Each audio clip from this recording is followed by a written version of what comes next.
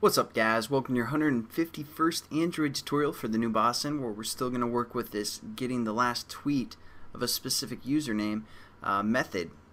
And it's going to be pretty similar to what we did with, before when we were working with the HTTP client and get and response, all that stuff. So we're just going to kind of go quickly, but I'll still try and explain some new stuff just to further you guys' learning here. And so what we need to do again is set up an HTTP response. We're going to set this equal to response or R, something like that. And what we're going to do is we're going to say our client that we set up within our onCreate method. We're going to refer to that client, and then again we use the method execute. And what we're going to pass in here is basically this get method. So we're just going to say get and add our imports.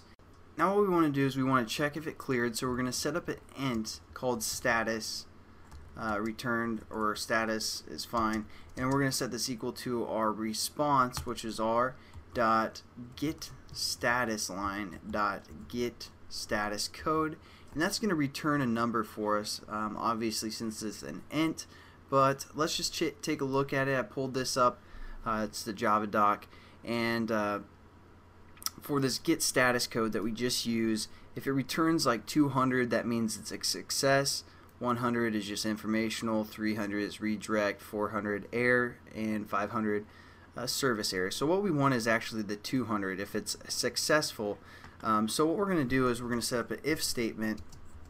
If our status is equal to 200, then we're going to set up a HTTP entity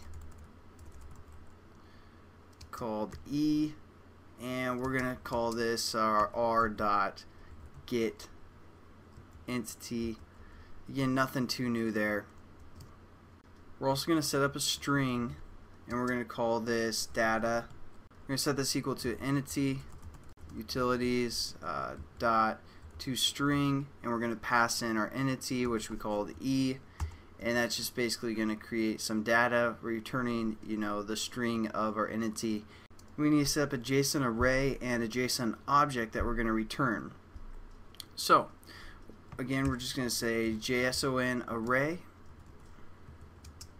and we're going to call this timeline, and we're going to set this equal to a new JSON array passing in our data, and that's going to create a JSON array for us.